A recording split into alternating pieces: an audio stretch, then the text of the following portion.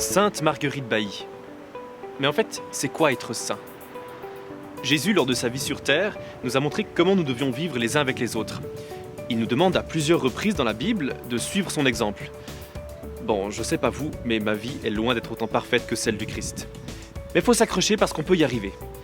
Si Jésus nous dit de le suivre, s'il nous demande de nous laisser guider par lui et son Saint-Esprit, c'est que c'est possible. Notre Dieu ne nous donnerait pas une tâche impossible à effectuer. Eh bien, les saints et les saintes sont des personnes qui ont totalement confié leur vie aux mains du Père en passant par Jésus. Et ce sont des hommes et des femmes tout à fait comme nous, faut pas croire que c'est une élite de l'humanité. Saint François d'Assise disait à ses frères, il faut passer de l'évangile à la vie et de la vie à l'évangile. C'est lorsqu'on sera unifié aux évangiles qu'on pourra s'unifier à Dieu. Et c'est ce que Sainte Marguerite Bailly a fait. À l'époque, les laïcs n'ont pas accès à la Bible. Seul le clergé, donc les prêtres et les religieux, y ont accès. L'Église a peur que les laïcs qui n'ont pas étudié la Bible interprètent mal les textes. Mais Marguerite était très proche des Capucins de Romont, une communauté religieuse qui possède une grande bibliothèque. Elle a ainsi eu accès à des livres religieux et aux évangiles. Tout au long de sa vie, elle est très unie à Dieu. Même dans les moments difficiles, elle arrive à placer Dieu à la première place. Elle voit en chacun le visage du Christ et en chaque combat l'amour de Jésus et de Marie qui nous soutiennent.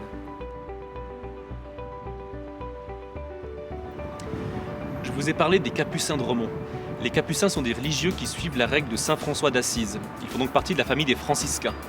Ce que recherchent les franciscains, c'est de se mettre au service de Dieu en épousant dame pauvreté. C'est la louange à Dieu, le partage de sa parole et de son amour, la pauvreté, l'humilité, la chasteté, la joie dans la paix qui guide leur vie. Marguerite suit cet esprit de Saint François. Sa vie est faite d'humilité, de modestie, d'amour pour les pauvres, les malades, les orphelins dont elle s'occupe comme une maman. Elle est tellement remplie de l'amour de Dieu qu'elle ne peut que le partager autour d'elle, aux enfants, aux personnes avec qui elle vit. Marguerite va entrer dans le tiers-ordre franciscain. Elle reste donc laïque dans le monde, mais va suivre la règle de ce qu'on appelle les tertiaires franciscains. Cette règle, on peut l'appeler aussi cette proposition, ce chemin pour être toujours plus proche de Dieu, consiste à suivre l'exemple de Saint François d'Assise, dans la charité par exemple. La charité, c'est l'amour de Dieu et de son prochain. Dans la fraternité, reconnaître en chacun le visage du Christ. À cela s'ajoutent des temps de prière quotidienne, des temps de jeûne. La confession et l'Eucharistie sont également très importantes. Mais est-ce qu'on ne serait pas tous appelés à suivre cette règle de Saint François?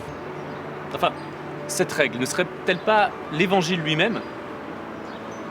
Aujourd'hui, nous allons à la rencontre d'Ève-Marie et Thibaut Farny, un couple marié depuis 5 ans qui a 3 magnifiques enfants. C'est une famille chrétienne et on va voir ce que ça veut dire concrètement pour eux. On se rend donc à la chapelle de la Bosse, un lieu qu'ils affectionnent particulièrement.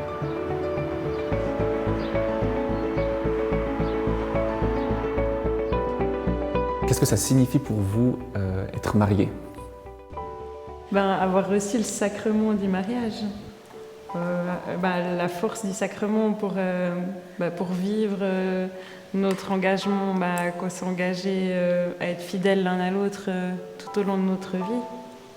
C'est vivre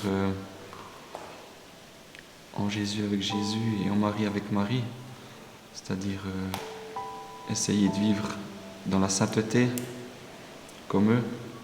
Puis en s'aidant l'un l'autre aussi dans le couple, en s'aidant à grandir sur le chemin de la sainteté. Aider les enfants à grandir dans la foi, c'est ça aussi le mariage. Et puis, si quelque chose ne va pas, on est là l'un pour l'autre. On a déjà eu aussi un peu des difficultés au niveau peut-être maladie ou comme ça. Et puis qu'on voit qu'avec avec la prière, je pense que le sacrement du mariage nous a aidés à surmonter les difficultés de la vie. Et sans ça, je savoir qu'on n'est pas 2 en fait, mais qu'on est 3, qu'il y a Dieu qui est aussi présent avec nous. Mais il faut toujours qu'on demande. Si on ne demande pas, on n'aura jamais rien. Puis on voit en demandant il faut beaucoup demander. À Jésus, à l'Esprit Saint, à Marie, aux saints, aux saintes d'en haut, on est toujours aidé. On reçoit des grâces. Et puis on a remarqué aussi qu'il faut, quand on est aidé, il faut toujours après remercier aussi. C'est très important. Est-ce que directement vous êtes dit oui, c'est ça et je vais me marier avec cette personne? Est-ce que ça vous a fait un peu peur aussi? Parce que vous l'avez dit, c'est pour toute la vie. Alors oui, c'est sûr, dans un premier temps, ça peut un peu faire peur quand même. Mais après, je pense qu'à un moment donné, il faut avoir confiance et puis y aller. Ouais, c'était juste, enfin pour moi en tout cas, c'était juste d'y aller à ce moment-là. Et puis je pense que c'est en s'engageant aussi qu'on peut aimer pleinement. Enfin, on aime différemment. Je pense du moment qu'on est engagé vraiment pour la vie. Et puis Jésus il a toujours dit n'ayez pas peur. Donc on sent qu'il est toujours avec nous et puis on a l'espérance. Tous ceux qui veulent se marier ou qui ne veulent pas se marier, après c'est un choix de vie, mais il faut vraiment pas avoir peur de s'engager. N'ayez pas peur, il sera toujours avec nous. Est-ce que vous sentez que l'Évangile peut vous aider? Oui, nous aide, mais aussi nous fixe la barre haut, je trouve, parce que c'est exigeant. On a beaucoup de textes tout d'un coup qu'on a peut-être déjà entendus, mais tout d'un coup on va les entendre à la messe, puis on dit oula, ah oui, quand même, c'est quand même ça qui nous est demandé, ça place la barre haut. Alors après, on n'y arrive pas, mais on essaie de ne pas se décourager et puis de continuer tous les jours. C'était très important pour Marguerite d'annoncer l'Évangile, d'annoncer le Christ autour d'elle. Et c'est la mission de tous les chrétiens. Comment est-ce que nous, dans notre vie, on peut annoncer le Christ? Est-ce qu'il y a toujours besoin de parler? Comment être chrétien et pas se dire chrétien? Saint Jacques apôtre nous disait « La foi, si elle n'est pas mise en œuvre, est bel et bien morte ». Pour annoncer le Christ, il faut aussi se nourrir. Est-ce que je lis les évangiles? Si je vais déjà le dimanche à la messe, c'est bien, je les entends. Mais est-ce que j'ai déjà ouvert un évangile une fois? Est-ce que j'ai un bouquin de prière? Est-ce que je sors mon smartphone pour regarder les textes des évangiles? Voilà, je te laisse avec ces quelques pistes de réflexion. Et puis on se retrouve la semaine prochaine pour une nouvelle vidéo. Belle semaine!